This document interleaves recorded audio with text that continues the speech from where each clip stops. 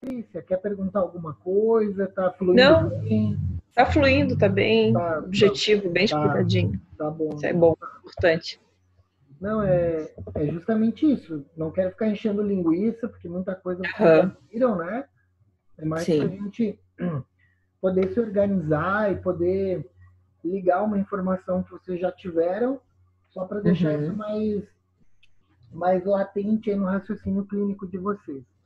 Sim, agora tem que ser, né? Não dá para ficar mais teorizando tanto, tem que saber o que a gente está fazendo com as É, informações teóricas, né? Colocar em prática. exatamente. A ideia agora é justamente assim, a informação vocês já têm, vocês já estudaram, Sim. isso não é novidade, é só a gente está tentando lapidar mais para quando chegar lá na hora, a Aham, gente não se surpreender, como diz o outro, né? sim. A Nani já deve estar entrando, entrou. Então, gente, vamos voltar aqui. Fentanil, ele também é um sedativo, tá? Ele é um poderoso opioide. E, como eu falei para vocês, ele também é um opioide de ação rápida, ele é de curta duração e ele é um opioide coringa. Então, o que acontece? Às vezes, antigamente se utilizava muito a morfina, né? Só que a morfina também é da família dos opioides. Só que a morfina ela dá muito efeito colateral, ela deixa o paciente assim muito confuso. Não são todos os pacientes que se adaptam à morfina. Tem pacientes que, às vezes, pelo uso contínuo da morfina, ficavam viciados na morfina, isso era muito complicado. Então, o fentanil ele veio para substituir, teoricamente, a morfina. Então, ele é Uhum. mais rápido, ele tem uma ação mais efetiva e ele não dá tanto efeito colateral, porque ele foi desenvolvido para ter essa ação rápida, de curta duração e super potente. Tá? Então, isso faz com que o paciente ele não tenha essa dependência. Mas, como todo medicamento, ele também tem efeito colateral, né? E todo sedativo, gente, o paciente apresenta rigidez musculoesquelética, rigidez articular, enjoo, náusea, fica um pouco confuso, pode ter alteração aí na frequência cardíaca ou na frequência respiratória, tá? Então, só para a gente fechar, né? O nosso bate-papo de hoje. A gente viu os exames de imagem, né? E a gente tem os exames aí laboratoriais, a gente tem eletrocardiograma. Eu não vou entrar muito nisso hoje, mas a gente já falou lá passada, né? Importância de entender uma gasometria, importante a gente saber quando o paciente, por exemplo, tem um aumento ou uma diminuição de glóbulos vermelhos e brancos, né? A professora Cadini, né, ensina a gente a ler um eletrocardiograma, avaliar um eletrocardiograma. A grosso modo, para a vida, Patrícia foi lá, matou a aula da professora Cadini, não quis assistir a aula, é muita teoria, ou às vezes estudou, mas não entrou. E agora? Gente, viu que tem uma alteração, paciente tem uma arritmia, paciente é cardiopata, o que eu vou pensar? Bom, o paciente ele está arrítmico, beleza. Só que o eletrocardiograma ele marca um momento. Com o ajuste das medicações, provavelmente o paciente ele está arrítmico. Como que eu vou ter certeza disso? É só eu olhar para o monitor. Então, o monitor, o paciente ele está ali conectado, né? Então, ele tem ali o eletrocardiograma em tempo real. Eu consigo ver bem a onda PQRS. Ah, prof, mas mesmo assim eu não me sinto seguro. O próprio monitor ele tem um botãozinho mágico que ele mostra em qual ponto da curva que o paciente às vezes não está redondinho, tá? Então isso já é um ufa. Da UTI é fácil, assim, é muito fácil. O ventilador mecânico não está adaptado, o ventilador mecânico ele brilha, ele larga um sinal sonoro para ti. E se tu, Júlia, não está conseguindo, mesmo com o som, ele vai lá e ele brilha qual ícone ali, qual ponto que tu tem que melhorar. Se é mais PIP, se é mais frequência respiratória, se é mais FO2. Ele é teu amigo, ele está te direcionando, tá bom? E se tu, naquele momento, não está ali, hora do teu intervalo, tu está no banheiro, ele desperta, ele tem um tempo. Os ventiladores mais modernos, eles mudam do modo assisto controlado para o modo controlado, tá? Os ventiladores que a gente utiliza têm essa possibilidade. Às vezes eles podem mudar sozinhos, é só eu programar ele, permitir que ele faça isso. Tá bom? Uma coisa importante quando a gente vai fazer a avaliação do paciente é entender a rotina de cada UTI, né? Porque o que acontece? A gente tem a nossa avaliação física, que é ali a beira-leito, e existe aí protocolos para a gente avaliar o paciente em relação à função motora, né, musculoesquelética, e em relação à questão de funcionalidade. Então, por exemplo, a gente estuda lá na terapia intensiva várias escalas, escala de Mitz, Bartel, MRC, monovacometria, enfim, a gente aprende vários tipos de escala.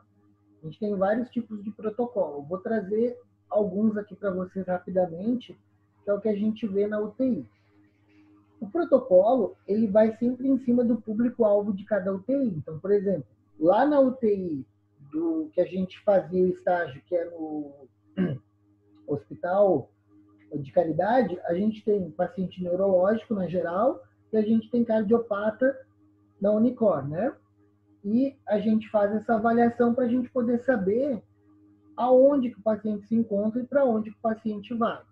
Basicamente, todas as escalas elas têm a questão de avaliar a funcionalidade do paciente. Então, por exemplo, o MRC adaptado, ele é uma escala numérica que eu vou avaliar movimentos ativos do paciente. Então, por exemplo, se o paciente consegue realizar um movimento de forma ativa, com excelência, eu vou dar uma pontuação.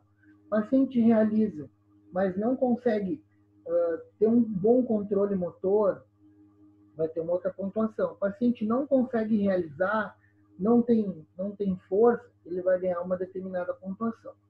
Quando eu faço essa pontuação, essa escala, ela vai me dar números.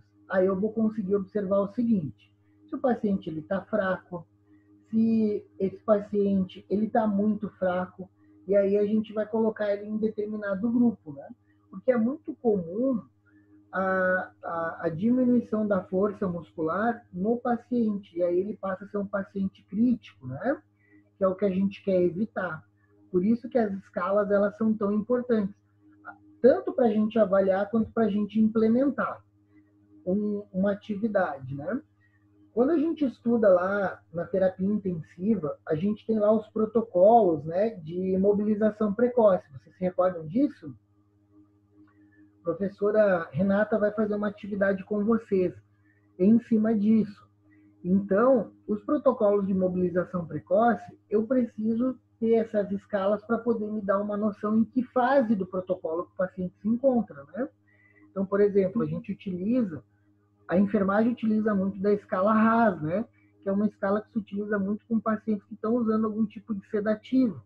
Então, ali a gente vai avaliar o despertar do paciente. Se o paciente ele acorda, se o paciente ele responde, se o paciente ele responde de forma ativa, se ele responde de forma agressiva. Então, em cima dessa escala, eu consigo definir aí o estado do paciente, tá bom? E aí tem se o paciente está combativo, muito agitado, inquieto, torporoso, né? Aquele paciente que acorda, abre o olho, fecha, está viajando. Paciente que acorda, mas ele volta a dormir. Paciente que está sedado, né? Que a gente belisca ali, chama, e muitas vezes ele não responde ou responde parcialmente, né? A escala que mais a gente utiliza hoje, principalmente o fisioterapeuta, é o PERM. Vocês já ouviram falar no PERM? Não.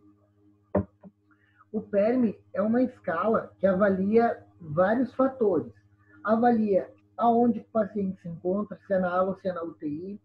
Avalia o estado de alerta do paciente. Avalia se o paciente usa drogas e se apresenta algum tipo de barreira, sonda, dreno, ventilação. Então, é uma escala bem completa. É uma escala que também avalia a força funcional do paciente, avalia a mobilidade do paciente, avalia a independência do paciente e avalia a possibilidade de deambulação desse paciente. Então, o PERM hoje é uma escala que ela é muito importante, porque dentro dessa avaliação de mobilidade, a gente também avalia o paciente a nível cognitivo, a nível neurológico, tá? Por que é importante eu entender e fazer essa avaliação, gente? Porque no momento em que eu estou... Perdão, aqui eu apertei o botãozinho errado. No momento que eu estou fazendo a avaliação do meu paciente físico, utilizando esse protocolo, eu vou ter um dado e eu vou identificar em qual estágio que esse paciente se encontra dentro do protocolo de mobilização precoce. Porque não adianta, gente, às vezes eu querer fazer um exercício passivo se meu paciente está acordado e tem condição de fazer um exercício ativo. Não adianta, Júlia, implementar um exercício ativo livre se o paciente tem condições físicas e cognitivas de fazer um exercício resistido. Então, da mesma forma que a Júlia avaliou, viu que o paciente teve despertar, o paciente consegue fazer exercício ativo, e ela optou por fazer um exercício ativo livre, a Patrícia, que veio no plantão da tarde, viu que o paciente está acordado, viu que conseguiu fazer ativo livre, ela vai implementar exercício resistido. Agora, não adianta a Nani, lá no outro dia, quando assumiu o plantão da manhã, vou fazer. Tadinho, tá dormindo, tá meio. Não, vamos fazer exercício ativo livre. Então a gente está quebrando o paciente. A gente tem que pensar na progressão, né? Claro que a Nani vai avaliar se o paciente teve despertar, se o paciente tem cognitivo, se o paciente consegue, né? Então é importante eu estar sempre fazendo a avaliação diária, porque o paciente ele muda ao longo do dia, assim como a gente. De manhã a gente está num astral, e está num ritmo fisiológico, à tarde a gente está num outro clima, e num outro ritmo fisiológico, à noite a mesma coisa, né? Então, a gente tem os objetivos primários, secundários e terciários, né? Ou seja, tem aquele objetivo que é o que a gente precisa fazer naquele momento, é o principal. Tem aquele que é a médio prazo e tem aquele que é o sonho, né? Então, vou dar um exemplo claro. Chegou lá, o paciente está cheio de secreção. Objetivo primário, higiene brônquica e aspiração. Objetivo secundário, vi que ele tem áreas de atelectasia, não estou vendo seio cardiofrênico, não estou vendo seio costofrênico. Vou fazer o quê? Recrutamento alveolar, hiperinsuflação pulmonar, vou dar mais PIP, vou dar mais volume corrente, vou dar mais suporte, aí vocês vão decidir. E o que é o terciário? Vou tentar, aos pouquinhos, trazer os parâmetros ventilatórios mais próximos do fisiológico. Já estou pensando no desmame. Está ficando claro isso? Sim. Então, você tem que estar sempre pensando à frente, tá bom?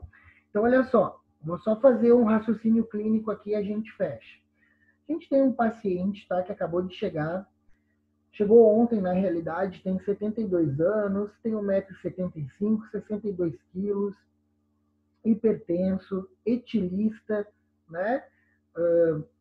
Atualmente está mais moderado, chegou em inverno, está tomando um copo de vinho, né? E está com um distúrbio cognitivo. Quando eu penso nisso, paciente idoso é uma caixa de Pandora. Paciente que faz uso, abuso de álcool, ele vai ter um declínio neurológico.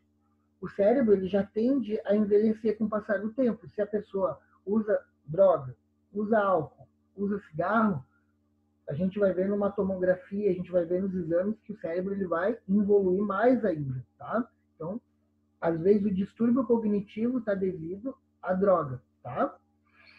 Outro ponto importante, por que eu preciso saber da altura e do peso? Porque se esse paciente vai para o tubo, eu tenho que fazer lá o peso predito, o peso ideal do paciente, né?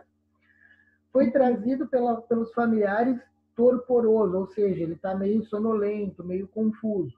Outro ponto, esforço respiratório, uso de musculatura acessória, paciente que está com esforço. Paciente tem esforço, tem gasto de energia, vai evoluir para uma insuficiência respiratória.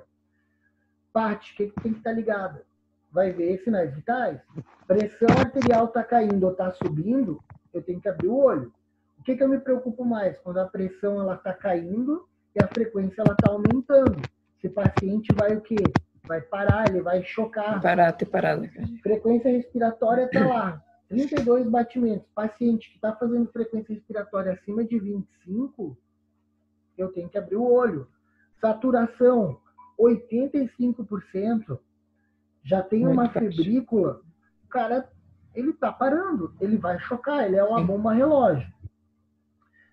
Já estou ouvindo ali que na história dele, a enfermeira já falou que ele está tendo tosse produtiva, está tendo suspeita de Covid, né? Ele recebeu ali atendimento com oxigênio suplementar, macronebulização, já veio lá do SAMU, assim. A gente sabe que é perigoso. Quem está estudando aí o COVID, né? Oxigenoterapia com pacientes feitos de COVID é ventilação mecânica invasiva, porque tem os aerosóis aí. A gente não quer pegar COVID, né? O que acontece? Como esse paciente ele fez essa macronebulização, enfim, né? Vamos imaginar que talvez ali o pessoal do SAMU não estava tão familiarizado com essa situação. A gente percebe que esse paciente tem uma acidose ali, né? Foi feito exames rápidos. Tá, eu fisioterapeuta, vou esperar sair o exame, vou esperar fazer o raio, vou esperar tudo? Não. O que eu vou pensar com esses dados? Paciente tem insuficiência respiratória? O que eu vou pensar? Vou evoluir para uma ventilação mecânica. Se esse paciente ele está parando, provavelmente o médico já vai dizer o seguinte: Júlia, vamos preparar o carrinho para intubação e enfermeira X, traz já o carrinho de parada, porque nós vamos ter que reanimar essa paciente aqui. O que eu tenho que pensar nesse momento aí? Que o paciente que tem aumento da frequência respiratória, tem alteração de pressão, tem alteração de frequência cardíaca, esse paciente ele vai para o tubo. O paciente que vai para o tubo vai receber sedativo, vai ficar rebaixado e vocês vão ter que setar o ventilador mecânico, ou seja, vocês vão ter que fazer ajustes. Qual é o ajuste que vocês não podem errar? O modo ventilatório. O modo ventilatório num paciente que vai ser entubado, ele vai ser modo controlado. Tá bom? Controlado. De início já é controlado. Nani, início da ventilação mecânica é sempre modo controlado, porque o paciente ele está sedado, provavelmente o médico ele já vai entrar com uma sedação bem potente. Essa sedação, gente, vai rebaixar o nível do centro respiratório, ele vai perder o drive momentaneamente, o bulbo não vai funcionar, e aí a gente, como fisioterapeuta, vai fazer esse papel de bulbo. Estão entendendo agora? Então, o modo controlado vai ser o nosso modo de primeira escolha. Se é pressão ou se é volume, isso é detalhe, porque não tem hoje o consenso, não me diz uma regra. Ah, você tem que ventilar exclusivamente a pressão, exclusivamente a volume. Tem estudos que nos sugerem, né? Classificação A, ventilar a pressão quem? Enfisematoso, por exemplo. Critério A, ventilar volume, paciente com SARA. Mas não é uma receita de bolo. Às vezes o paciente com SARA pode ter mais sincronia, a gente pode ter uma resposta melhor à pressão do que a volume, e vice-versa. Tá bom? Então a aula de hoje, eu quero que vocês pensem nisso, tá? É organização.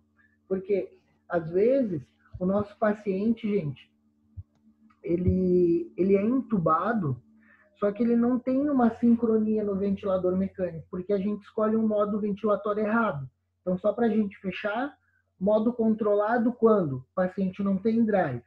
Modo assisto controlado, quando o paciente começa a ter drive, ou seja, o paciente está sendo desmamado, não tem tanta droga ali entrando, a gente percebe que ele começa a entrar na ventilação. Então, a Nani botou lá 15 respirações por minuto. Ela olha no monitor, tá 20. Opa, o cara tá entrando em todas. Então, vou botar ele para assisto controlado, vou ver como é que ele funciona. O paciente está em assisto controlado, a Júlia assumiu o plantão da noite. Bom, vou fazer uma estratégia terapêutica, vou botar ele em PS. Vamos ver como é que o seu João vai ficar. Não precisa ficar a noite toda em PS. Fica ali meia hora, 15 minutos. Vamos começar a treinar ele, vamos começar já a pensar nesse desmame. No plantão da manhã, no outro dia, a Patrícia assumiu o plantão, já viu que a Júlia fez um período de PS, ele está em pressão, está em assisto controlada, Júlia já vai iniciar botando ele em PS. Vamos despertar ele, tira todas as drogas, vamos ver se ele consegue, para de repente lá à noite, quando o Jonathan chegar, a gente estubar ele, à tarde estubar ele. Estão entendendo o raciocínio? Ficou mais claro agora? Bem mais. Então tá bom. Gente, desculpa aí, foram vários logins, né? Eu sei que amanhã passa bem rápido, né? Então agradeço. Amanhã é feriado, né? Graças a Deus, né? Então amanhã nós descansamos. Na segunda-feira, não tem atividade. Tem porque- TCC para entregar. Isso. Segunda-feira é dia para vocês, assim, organizar TCC, fazer leitura obrigatória, dar um relax, dar uma caminhada, enfim, tirem a segunda para descansar, para organizar as atividades para a semana. E na terça-feira a gente se encontra presencialmente lá na Unisul, tá bom? Lá na clínica. É na clínica, isso. Na clínica, todo mundo. Eu acredito que cada grupo agora, eu recebi, mas eu não estou com a folhinha agora aqui perto de mim para poder falar para vocês. Mas agora o estágio roda, né? Pelo que eu entendi. Agora vocês vão como se fosse para o segundo rodízio. Quem foi o segundo professor de vocês? É com Júlio. Júlio. Com o Júlio. Isso, o Júlio passa a fazer parte da equipe de vocês. Pelo que eu entendi, é isso. Mas, de qualquer forma, como eu vou estar lá na quarta, a gente vai se ver. A gente vai fazer a atividade que eu propus. Tá bom? Tá. Beleza? Tá bom. Beleza. Qualquer dúvida, qualquer coisa, gente, manda oi ali para mim no nosso WhatsApp. grupo. Vamos continuar conversando. Eu vou passar para PDF a aula e vou mandar para vocês. Tá bom. bom? Tá bom. Obrigada. Obrigado, gente. Valeu, Beijo professor. grandão. Bom Obrigada Pra feriado. todos. Alguma dúvida, alguma pergunta? Tchau. Por enquanto, não. Não. Não? Legal. Então tá bom. Beijo grandão. Boa Beijo. sorte, Valeu, Tanani. tchau. Beijo, tchau. Tchau, tchau. Boa Obrigada. sorte, Dani, pro dia 12. Valeu. Eu vou acender uma vela, vou pegar o Santo Antônio, já vou começar a fazer as mandigas aqui. Isso aí. Beleza. Precisa aumentar meu débito. É isso aí. Tchau, gente. Tchau pra Valeu. todos. Tchau.